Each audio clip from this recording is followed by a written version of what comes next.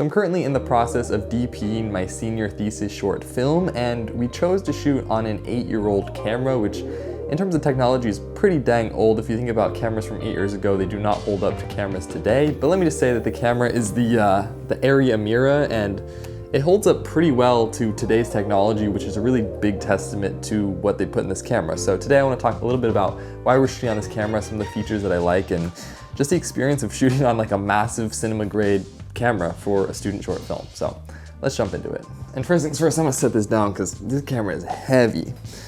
So yesterday I drove up to LA to pick up a bunch of this equipment, shout out Boca Rentals, and I have it in the room now, not shooting till later today, so I thought I would just talk about it really quickly.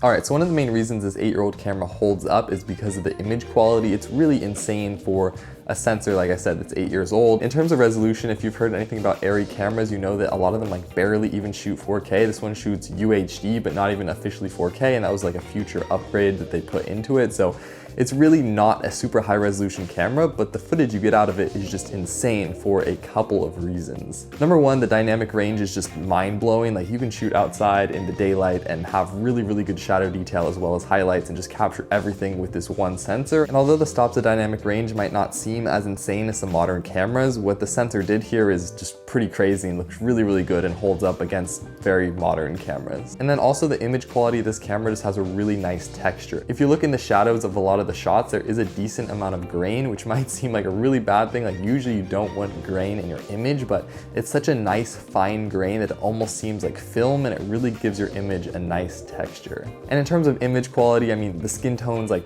you really can't beat them. There's no other camera that really compares to having skin tones as good as this one. Like you just shoot a clip, throw a LUT on it, and instantly you're like, that looks pretty dang good and natural. So a great feature. And then I also really like the menu system on this camera. It's just so simple and easy to work around. Like it seems like a really advanced cinema camera, but pretty much anyone could pick it up and like in 10 minutes understand how to operate it. And I think that's a really great aspect that some cameras have not yet managed to capture. And one more thing I really like about this camera is the memory card door. We got this big Arri card door here. Listen to this thing.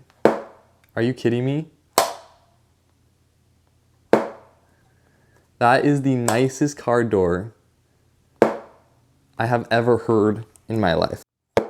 Like, come on, how satisfying and good does that sound? Ridiculous, it's the small things. All right, that being said, here are some things I don't like about this camera. Number one, it drains batteries so fast. If you have V-mount batteries, like within 20 minutes of slapping one on, it's already dying, and it's just ridiculous how quickly it goes through them. I think in a shoot day recently, we probably went through like 15 batteries on this camera, so it is ridiculous. Have some extra chargers and be ready to swap those batteries because it gets pretty annoying. And then another thing I don't like is how freaking heavy this camera is. I think it's probably like 15 or 20 pounds right now. I mean, the weight is relatively understandable considering it is a cinema camera and it is designed for big sets with lots of accessories slapped onto it, but it's still pretty annoying when you're trying to run and gun and just move it around. And that's especially insane to me considering this camera was designed as a documentary camera. And if you're trying to run and gun and shoot a documentary with this on your shoulder, the battery life and the weight of it alone would make it very difficult, and I'm not sure that I would be able to make the project I would want to make with it being like it is. And also the image at low light isn't great. The native EI or ISO is 800, and if you push it past that, you get a lot of grain in your image. This kind of poor low light performance makes sense since it's from 2014, but it would be great if it had a bit better low light, especially since I'm going to be shooting a lot of night stuff.